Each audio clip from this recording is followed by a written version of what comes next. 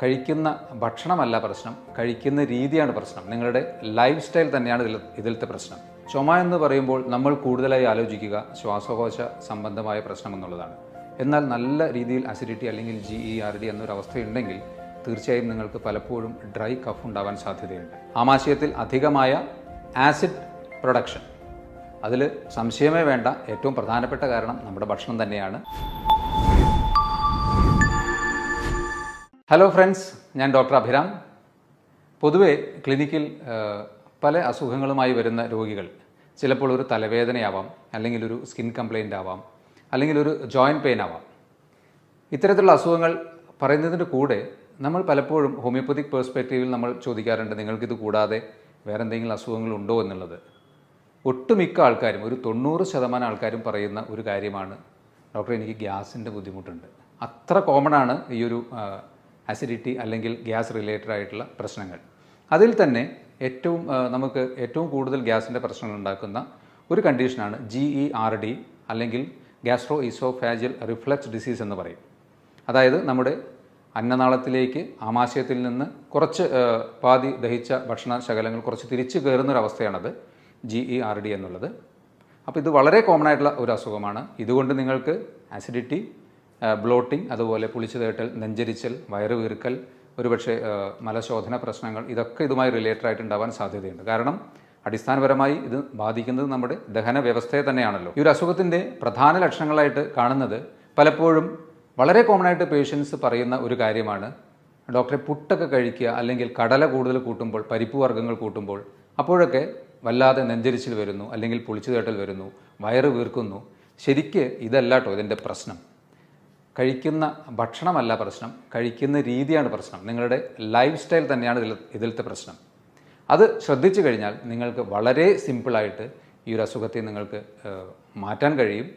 പ്രത്യേകിച്ച് ഒരു കുഴപ്പമില്ലാതെ നിങ്ങൾക്ക് മുന്നോട്ട് പോകാൻ കഴിയും. കാരണം ഇത്തരത്തിലുള്ള അസുഖങ്ങൾ കാലക്രമേണ ചിലപ്പോൾ സ്റ്റൊമക്കിൽ, നമ്മുടെ ആമാശയത്തിൽ അൾസറായിട്ട് വരാനും പക്ഷേ അത് ക്യാൻസറായി മാറാനും ഒക്കെ ഉള്ളൊരു ടെൻഡൻസി പറയുന്നുണ്ട്, സയൻസിൽ അങ്ങനെ പറയുന്നുണ്ട്. അതുകൊണ്ട് തന്നെ നിങ്ങൾ അങ്ങനെ അതിനെ അത്ര അവഗണിക്കേണ്ട. പലരും എളുപ്പത്തിന് വേണ്ടി ആൻറ്റാസിഡ്സ് വാങ്ങി കഴിക്കാറുണ്ട്. അതും ലോങ് റണ്ണിൽ നിങ്ങളുടെ ഒരു ആസിഡ് സെക്രീഷനെ കുറയ്ക്കുകയാണ് ചെയ്യുന്നത്.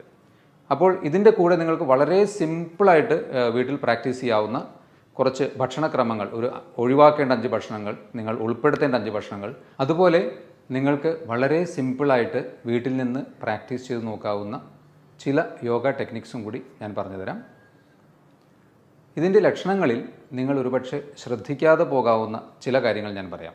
ഒന്ന്, ഒരു ഡ്രൈ കഫാണ്. ചുമ എന്ന് പറയുമ്പോൾ നമ്മൾ കൂടുതലായി ആലോചിക്കുക ശ്വാസകോശ സംബന്ധമായ പ്രശ്നം എന്നുള്ളതാണ്. എന്നാൽ നല്ല രീതിയിൽ അസിഡിറ്റി അല്ലെങ്കിൽ GERD എന്നൊരവസ്ഥയുണ്ടെങ്കിൽ തീർച്ചയായും നിങ്ങൾക്ക് പലപ്പോഴും ഡ്രൈ കഫ് ഉണ്ടാവാൻ സാധ്യതയുണ്ട്. അതുപോലെ തന്നെ തൊണ്ടയിൽ എന്തെങ്കിലും തടഞ്ഞു നിൽക്കുന്ന പോലത്തെ ഒരു ഫീലിംഗ്, ഒരു വെള്ളം ഇറക്കുമ്പോഴോ അല്ലെങ്കിൽ ഇവിടെ മേലോട്ട് എന്തെങ്കിലും ഒരു തള്ളി വരുന്ന പോലത്തെ ഒരു ഫീലിംഗ്, ഇതെല്ലാം ഈ ഒരു GERDയുമായിട്ട് ബന്ധപ്പെട്ട് അല്ലെങ്കിൽ എക്സ്ട്രാ അസിഡിറ്റിയുമായി ബന്ധപ്പെട്ട് സംഭവിക്കാൻ സാധ്യതയുണ്ട്. ഇത് കൂടാതെ ചില അവസരങ്ങളിൽ ചിലരെങ്കിലും അനുഭവിച്ചിരിക്കാൻ സാധ്യതയുള്ള ഒരു ലക്ഷണമാണ് നെഞ്ചുവേദന അല്ലെങ്കിൽ അഞ്ചൈന. ഹാർട്ട് അറ്റാക്കിന് വളരെ സമാനമായ ഒരു ലക്ഷണം. ശരിക്കും നെഞ്ച് നമുക്ക് കൂട്ടിപ്പിടിക്കുന്ന പോലത്തെ ഒരു തോന്നലുണ്ടാകാം. ഇതും പലപ്പോഴും ആസിഡിറ്റി കൊണ്ട് അല്ലെങ്കിൽ ഗ്യാസ്ട്രൈറ്റിസ് മൂലം ഉണ്ടാകാൻ സാധ്യതയുണ്ട്.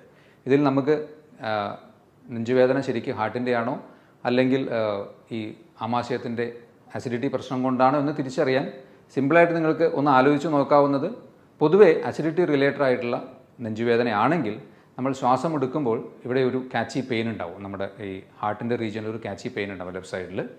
അതുപോലെ മൂവ് ചെയ്യുമ്പോഴൊന്നും ഈ പെയിൻ അധികമായി വർദ്ധിക്കുന്നതായിട്ട് തോന്നില്ല. എന്നാൽ ഹാർട്ടിൻ്റെ പ്രശ്നമാണെങ്കിൽ നമുക്ക് നടക്കാനോ അല്ലെങ്കിൽ ഒന്ന് അങ്ങോട്ടും ഇങ്ങോട്ടൊക്കെ മൂവ് ചെയ്യുമ്പോൾ തന്നെ അധികമായൊരു കാച്ചി പെയിൻ കൂടാം. ഇതതിനെ ഡിഫറൻഷ്യേറ്റ് ചെയ്യാനുള്ള ഒരു ചെറിയൊരു കാര്യമാണ് പറഞ്ഞത്. അതിനെ മാത്രം ഡിപ്പെൻഡ് ചെയ്യരുത്, പെട്ടെന്ന് നമുക്ക് അങ്ങനെ ആലോചിച്ച് നോക്കാവുന്നതാണ്. ഇതിൻ്റെ ഈ GERD അല്ലെങ്കിൽ ജനറൽ ആയിട്ടുള്ള ഗ്യാസ്ട്രൈറ്റിസോ അല്ലെങ്കിൽ അസിഡിറ്റിയുടെയോ കാരണങ്ങൾ നമ്മൾ നോക്കുകയാണെങ്കിൽ പ്രധാനമായും 3 കാര്യങ്ങളാണ് പറയാനുള്ളത്. ഒന്ന്, പുവർ ക്ലിയറൻസ്, അതായത് നമ്മുടെ ആമാശയത്തിൽ നിന്ന് ദഹിച്ച ഭക്ഷണങ്ങൾ ചെറുകുടലിൻ്റെ ഭാഗത്തേക്ക് മൂവ് ചെയ്യുന്നതിനുള്ള കാലതാമസം. ശരിക്ക് ഭക്ഷണം കഴിച്ച് 2 മുതൽ 4 മണിക്കൂറിനുള്ളിൽ ആമാശയത്തിൽ നിന്ന് ഒരു 90% ഭക്ഷണവും അടുത്ത ഏരിയയിലേക്ക് ചെറുകുടലിൻ്റെ ഭാഗത്തേക്ക് മൂവ് ചെയ്തിട്ടുണ്ടാവും. ആദ്യത്തെ ഒരു 2 മണിക്കൂർ കഴിഞ്ഞാൽ 60% കൂടുതൽ അത് എം ടി ആയിട്ടുണ്ടാവും. പിന്നീട് ഒരു 4 മണിക്കൂറിന് ശേഷം നോക്കുകയാണെങ്കിൽ 10% താഴെയേ ഭക്ഷണ പദാർത്ഥങ്ങൾ അവിടെ ഉണ്ടാകുകയുള്ളൂ. അപ്പോൾ ഈ ഡിലേഡ് എംറ്റിയിങ്ങിൻ്റെ കാരണങ്ങളായി പറയാവുന്നത്, ഒന്ന് അമിതമായ ഭക്ഷണം. നമ്മുടെ മനസ്സ് പറയുന്നു പോരാ, പക്ഷേ ശരീരത്തിന് ഓൾറെഡി അത് മതിയായി കഴിഞ്ഞു. അത് നമ്മുടെ മനസ്സിനെ മാത്രം ഡിപ്പെൻഡ് ചെയ്ത് നമ്മൾ ഒരുപാട് ഭക്ഷണം കഴിക്കുന്ന ശീലം വരുമ്പോഴാണ് ഈ ആമാശയത്തിൽ നിന്ന് ആ ഒരു ദഹന പ്രശ്നം കൂടുതലായും ഉണ്ടാകുന്നത്. ഇതുകൂടാതെ ഭക്ഷണം കഴിഞ്ഞ ഉടനെ നിങ്ങൾ ഒരു കുമ്പിട്ട് ഒരു ജോലി ചെയ്യുക, ഈ ഹിപ്പിൻ്റെ ഭാഗം വളച്ച് കൂടുതലായി ജോലി ചെയ്യുന്നൊരവസ്ഥയുണ്ടെങ്കിൽ ഈ പ്രശ്നം ഉണ്ടാവാൻ സാധ്യതയുണ്ട്. അതുപോലെ തന്നെ ഭക്ഷണം കഴിഞ്ഞ ഉടനെ കുറച്ചൊരു ഹെവി മീൽ എന്ത് കഴിഞ്ഞാലും കുറച്ചൊന്ന് മൂവ് അറൗണ്ട്, കുറച്ച് നടന്നതിന് ശേഷം കിടക്കുക. കഴിഞ്ഞ ഉടനെ പോയി കിടക്കുന്നത് തീർച്ചയായിട്ടും ഇത്തരത്തിൽ അസിഡിറ്റിക്ക് ഒരു ടെൻഡൻസി ഉണ്ടാക്കും. അമിത വണ്ണമുള്ളവരിലും ഈ ഒരു അസിഡിറ്റിയുടെ ടെൻഡൻസി ഉണ്ടാവാൻ സാധ്യതയുണ്ട്. അതുപോലെ പലരും ചെയ്യുന്ന ഒരു കാര്യമാണ്, രാത്രിയൊക്കെ ഡിന്നറിന് ശേഷം ഒന്നാമത് ലേറ്റായി ഭക്ഷണം കഴിക്കുന്നു, അത് കഴിച്ചതിന് ശേഷം ടി വിയൊക്കെ കണ്ടിരുന്ന് റിലാക്സ്ഡ് ആയിട്ട് ചിലപ്പോൾ ചെറിയ സ്നാക്സ് പോലെയുള്ള എന്തെങ്കിലും എടുത്ത് കഴിക്കുന്ന ശീലമുള്ളവർക്കൊക്കെ ഉറപ്പാണ് ഈ ഒരു അസിഡിറ്റി ഉണ്ടാകുമെന്നുള്ളത് സംശയമില്ല. GERDയുടെ രണ്ടാമത്തെ ഒരു കാരണമായി പറയാവുന്നത് വീണ്ടും ആമാശയത്തിൽ നിന്ന് ഭക്ഷണങ്ങൾ അടുത്ത ഭാഗത്തേക്ക് മൂവ് ചെയ്യാനുള്ള കാലതാമസം തന്നെയാണ്. ഇത് പക്ഷേ ഗ്യാസ്ട്രോ പാരസിസ് എന്ന ഒരു കണ്ടീഷൻ മൂലം, അതായത് ആമാശയത്തിൻ്റെ മസ്കുലർ ആക്ടിവിറ്റി കുറച്ച് കുറഞ്ഞത് മൂലം, അതിന് ചിലപ്പോൾ മറ്റ് കാരണങ്ങളുണ്ടാകാം. ഒരു ഡയബറ്റീസ് പോലെയുള്ള അസുഖമുണ്ടെങ്കിലോ, പ്രഗ്നൻസിയിൽ നമ്മൾ ആ ഒരു ലാസ്റ്റ് ട്രൈമസ്റ്ററിലേക്കൊക്കെ എത്തുമ്പോൾ വയറിലധികമായ പ്രഷർ മേലോട്ട് തള്ളുന്നത് മൂലം അത്തരത്തിലൊരു പ്രശ്നമുണ്ടാവാൻ സാധ്യതയുണ്ട്. ചില ഡീജനറേറ്റീവ് ഡിസീസസ്, പ്രത്യേകിച്ച് പാർക്കിൻസൺസ് പോലെയുള്ള അസുഖങ്ങളിലൊക്കെ മസ്കുലർ ടോൺ ഇത്തിരി കുറയുന്നത് കൊണ്ടും ഇതുണ്ടാകാം. ഹൈപ്പോതൈറോയിഡിസം, തൈറോയിഡ് ഫംഗ്ഷൻ്റെ ഒരു ഡിലേഡ് ആയിട്ടുള്ള അല്ലെങ്കിൽ കുറച്ച് കുറഞ്ഞ ആക്ടിവിറ്റി കാരണം, ശരിക്കും പറഞ്ഞാൽ നമ്മുടെ ബവൽസിനെ അല്ലെങ്കിൽ കുടലിനെയൊക്കെ നിയന്ത്രിക്കുന്ന ഒരു പ്രധാന ഹോർമോണാണ് തൈറോയ്ഡ് ഹോർമോൺ. അതിൻ്റെ ഡെഫിഷ്യൻസി ഒരു കാരണമാവാം. അല്ലെങ്കിൽ ചില കാര്യമായ മെഡിസിൻസ് കഴിക്കുന്നവർ, ആൻറ്റി ഡിപ്രസൻസ് പോലെ കഴിക്കുന്നവരിലൊക്കെ ഈ ഒരു കാലതാമസം സ്റ്റൊമക്കിൽ നിന്ന് അടുത്ത ഭാഗത്തേക്ക് മൂവ് ചെയ്യാൻ ഉണ്ടാകാം. മൂന്നാമത്തെ കാരണമായി പറയാവുന്നത് ആമാശയത്തിൽ അധികമായ ആസിഡ് പ്രൊഡക്ഷൻ. അതിൽ സംശയമേ വേണ്ട, ഏറ്റവും പ്രധാനപ്പെട്ട കാരണം നമ്മുടെ ഭക്ഷണം തന്നെയാണ്. 5 ഭക്ഷണക്രമങ്ങൾ നിങ്ങൾ പറ്റുമെങ്കിൽ പൂർണ്ണമായി ഒഴിവാക്കുക. അതുപോലെ 5 നല്ല ഭക്ഷണങ്ങൾ ഉൾപ്പെടുത്തുക. അതിൽ ഒഴിവാക്കേണ്ട ഭക്ഷണങ്ങളിൽ ആദ്യത്തേത് ഫാറ്റി ഫുഡാണ്. അതിൽ വെജിറ്റബിൾ ഫാറ്റായാലും നോൺ വെജിറ്റേറിയൻ ഫാറ്റായാലും, പ്രത്യേകിച്ച് ഫ്രൈഡ് ഐറ്റംസ്, ഫ്രൈഡ് ആയിട്ടുള്ള ചിക്കൻ, ബീഫ്, പോർക്ക്, ഫിഷ്, ഇതെല്ലാം മാക്സിമം ഒഴിവാക്കുക. ചീസ്, ബട്ടർ അല്ലെങ്കിൽ അധികമായ നെയ്യ്, ഇത്തരത്തിലുള്ളതും മാക്സിമം ഒഴിവാക്കുക.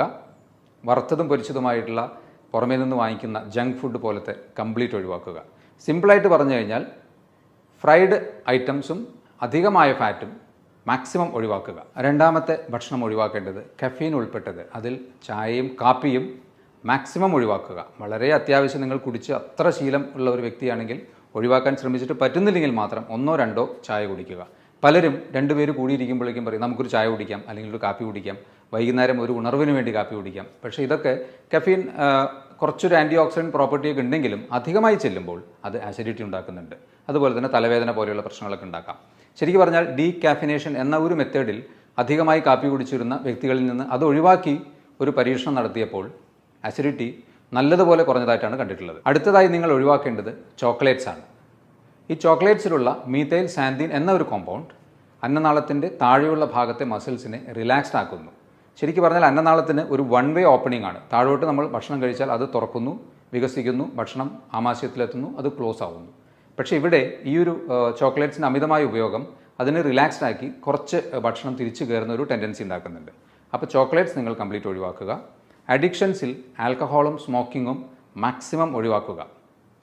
കംപ്ലീറ്റ് ഒഴിവാക്കുക എന്നുള്ളത് തന്നെയാണ് എൻ്റെ സജഷൻ. പ്രത്യേകിച്ച് അസിഡിറ്റി നിങ്ങൾക്ക് ഉള്ളൊരു വ്യക്തിയാണെങ്കിൽ ഒന്നും ആലോചിക്കാനില്ല, അത് രണ്ടും ഒഴിവാക്കുക. ഇതിനും ഇതേപോലെ ഒരു ലോവർ ഈസോഫാജൽ അന്നനാളത്തിൻ്റെ താഴെയുള്ള ഭാഗത്ത് റിലാക്സ് ചെയ്യിക്കുന്ന ഒരു ടെൻഡൻസിയാണ്. അഞ്ചാമത്തേത് സിട്രസ് ഫ്രൂട്ട്സ് ആണ്, അതായത് പുളിരസം കൂടുതലുള്ള ഭക്ഷണങ്ങൾ. അതിൽ തീർച്ചയായും ഒരു അസിഡിക് ടെൻഡൻസി കൂടുതലുണ്ടാകുമല്ലോ. നാരങ്ങ, ഓറഞ്ചൊക്കെ പൊതുവേ നല്ലതാണെങ്കിലും അധികമായി കഴിക്കുന്നത് അസിഡിറ്റി ഉണ്ടാക്കാനുള്ള സാധ്യതയുണ്ട്. അതുകൊണ്ട് തന്നെ അസിഡിറ്റി കൂടുതലുള്ളവർ അത്തരത്തിൽ കൂടുതൽ പുളിരസമുള്ള ഭക്ഷണങ്ങൾ മാക്സിമം ഒഴിവാക്കുക.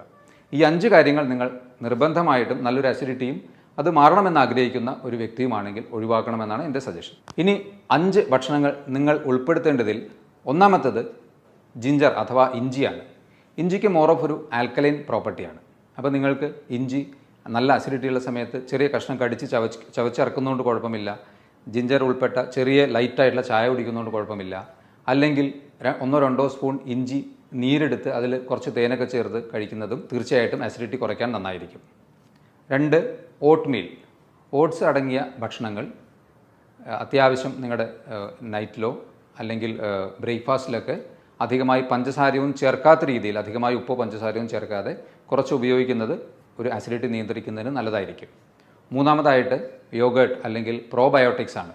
ഇതിലുള്ള നല്ല ബാക്ടീരിയകൾ നമ്മുടെ ശരീരത്തിലെ ഡൈജഷനെ എൻഹാൻസ് ചെയ്യിക്കും തീർച്ചയായിട്ടും. അതുകൊണ്ട് തൈര്, മോര് ഇതൊക്കെ തീർച്ചയായും നിങ്ങളുടെ ഉച്ചഭക്ഷണ സമയത്തെങ്കിലും കുറച്ചെങ്കിലും കൂട്ടി ശീലിക്കുക. ഞാൻ 4-ാമത്തത് ആദ്യം ഒരു കാര്യം പറഞ്ഞു, ഫാറ്റ് മാക്സിമം ഒഴിവാക്കാൻ. പക്ഷേ നമുക്ക് അങ്ങനെ പ്രോട്ടീൻ ഉൾപ്പെട്ട ഭക്ഷണങ്ങൾ കംപ്ലീറ്റ് ഒഴിവാക്കുമ്പോൾ നമുക്ക് ചിലപ്പോൾ ഡെഫിഷ്യൻസി വരാൻ സാധ്യതയുണ്ട്. അപ്പോൾ അതിന് നിങ്ങൾക്ക് ഉപയോഗിക്കാവുന്നത് ലീൻ പ്രോട്ടീൻ അഥവാ ഗ്രിൽഡ് പ്രോട്ടീൻ ഭക്ഷണങ്ങളാണ്. അതിൽ നോൺ വെജ്, ഫിഷ് അല്ലെങ്കിൽ ചിക്കനൊക്കെ കുറച്ച് മോഡറേറ്റ് ആയിട്ടുള്ള എമൗണ്ടിൽ ഗ്രിൽഡായിട്ട് ഉപയോഗിക്കുന്നത് നിങ്ങൾക്ക് ഡെഫിഷ്യൻസി വരാതെയും നിങ്ങൾക്ക് ആസിഡിറ്റി വരാതെയും നിങ്ങൾക്കത് ഉപകാരപ്പെടും. ഓക്കെ. 5-ാമത്തത് ഫ്രൂട്ട്സ് ആൻഡ് വെജിറ്റബിൾസ് ആണ്. അതിൽ ഏറ്റവും ഈസിലി നമുക്ക് അവൈലബിൾ ആയിട്ടുള്ള നേന്ത്രപ്പഴം പോലെയുള്ള പഴങ്ങൾ, ആപ്പിൾ അല്ലെങ്കിൽ തണ്ണിമത്തൻ, ഇതൊക്കെ ഒരു മോഡറേറ്റ് ലെവലിൽ, ഓക്കെ, അധികമായി കഴിക്കുന്നത് ഏതും ദോഷമാവുകയുള്ളൂ. ഇതൊക്കെ ഒരു മോഡറേറ്റ് ലെവലിൽ കഴിക്കുന്നത് തീർച്ചയായിട്ടും നന്നായിരിക്കും. അതുപോലെ തന്നെ റോ വെജിറ്റബിൾ സാലഡ് പോലെ ഉണ്ടാക്കി കഴിക്കുന്നതോ അല്ലെങ്കിൽ കുക്ക്ഡായിട്ട് കഴിച്ചാലും വെജിറ്റബിൾസും ഫ്രൂട്ട്സും കുറച്ച് കൂടുതൽ ഉൾപ്പെടുത്തുക. കാരണം അതിൽ ഫൈബർ കൂടുതലുള്ളത് കൊണ്ട് ഡൈജഷനെ കുറച്ചും കൂടി അത് എൻഹാൻസ് ചെയ്യും. പെട്ടെന്ന് നമ്മുടെ ഡൈജഷൻ നടക്കും, മാക്സിമം അബ്സോർപ്ഷൻ നടക്കും. ഇത്രയും പറഞ്ഞതിൽ നിന്ന് നിങ്ങൾക്ക് ഈ ഒരു അസുഖം എങ്ങനെ ഉണ്ടാകുന്നു, എന്തൊക്കെയാണ് നിങ്ങൾക്ക് ഇതിൻ്റെ പ്രധാന ലക്ഷണങ്ങളായി ചിലപ്പോൾ വിട്ടുപോകാവുന്ന ലക്ഷണങ്ങൾ, അതെല്ലാം ഞാൻ പറഞ്ഞു. അതുപോലെ തന്നെ ഉൾപ്പെടുത്തേണ്ട 5 ഭക്ഷണങ്ങളും ഒഴിവാക്കേണ്ട 5 ഭക്ഷണങ്ങളും പറഞ്ഞു. ഇനി ഇതിന് വളരെ സിമ്പിളായിട്ട് നിങ്ങൾക്ക് വീട്ടിൽ തന്നെ പ്രാക്ടീസ് ചെയ്യാവുന്ന 2-3 യോഗ ടെക്നിക്സ് കൂടി ഞാൻ പറയാം. പവനമുക്താസനം. വലത്തെ കാൽ മുട്ടുമടക്കി സാവധാനം ശ്വാസമെടുത്ത് നെഞ്ചിനോട് ചേർത്ത് വെച്ച് 3-4 ശ്വാസമെടുത്തതിന് ശേഷം സാവധാനം ശ്വാസം പുറത്തേക്ക് വിട്ടുകൊണ്ട് പൂർവ്വസ്ഥിതിയിലാക്കുക.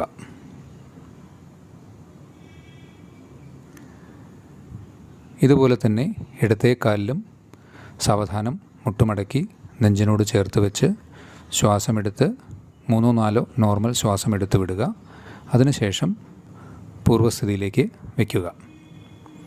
ഇത് കഴിഞ്ഞാൽ 2 കാൽമുട്ടും മടക്കി നെഞ്ചിനോട് ചേർത്ത് ശ്വാസമെടുത്ത് ആ പൊസിഷനിൽ 3-4 സാധാരണ നോർമൽ ബ്രീത്തിങ് എടുത്ത് പൂർവ്വസ്ഥിതിയിലേക്ക് വയ്ക്കുക. ഒരു കാര്യം ശ്രദ്ധിക്കേണ്ടത്, നിങ്ങൾ മറ്റ് അസുഖങ്ങൾ ഉള്ള ഒരു വ്യക്തിയാണെങ്കിൽ ഈ ഒരു പ്രൊസീജിയർ ചെയ്യാതിരിക്കുകയാണ് നല്ലത്. അല്ലെങ്കിൽ നിങ്ങളുടെ ഡോക്ടറുടെ നിർദ്ദേശത്തോടു കൂടി മാത്രം ചെയ്യുക. മറ്റൊരു പ്രധാനപ്പെട്ട കാര്യം, ഒരു യോഗ മുറകളും വയറ് നിറഞ്ഞിരിക്കുമ്പോഴോ അല്ലെങ്കിൽ ഭക്ഷണം കഴിച്ചതിന് ശേഷമോ ഒരിക്കലും ചെയ്യരുത്. കഴിവതും രാവിലെ നേരത്തെ തന്നെ ചെയ്യുകയാണ് ഏറ്റവും ഉത്തമം. ഇനി നിങ്ങൾക്ക് കാൽ മുട്ടുവേദനയുള്ള ഒരു വ്യക്തിയാണെങ്കിൽ ഇതുപോലെ മുട്ടിന് പുറകിൽ കൈ പിടിച്ച് ഇതേപോലെ സാവധാനത്തിൽ ഈ ഒരു യോഗ പ്രൊസീജിയർ ചെയ്യാവുന്നതാണ്. അടുത്തത് യോഗമുദ്ര. സുഖാസനത്തിലോ പദ്മാസനത്തിലോ ഇരുന്ന് ശ്വാസം നിവർന്നിരുന്നുള്ളിലേക്ക് വലിച്ച് സാവധാനം ഇതുപോലെ വലത്തെ കാൽമുട്ടിൽ തല ചേർത്ത് വയ്ക്കുക. പിന്നിലേക്ക് ശ്വാസം എടുത്തതിന് നിവർന്നതിന് ശേഷം ഇതേ പ്രൊസീജിയർ ഇടത്തെ കാലിലും ആവർത്തിക്കുക. അതിനുശേഷം ശ്വാസം ഉള്ളിലേക്കെടുത്ത് ശ്വാസം പുറത്തേക്ക് വിട്ടുകൊണ്ട് 3-മതായി നടുവിലേക്ക് ഇതേ പ്രൊസീജിയർ ആവർത്തിക്കുക. കൈകൾ പുറകിൽ ഇതുപോലെ ചേർത്ത് വയ്ക്കേണ്ടതാണ്.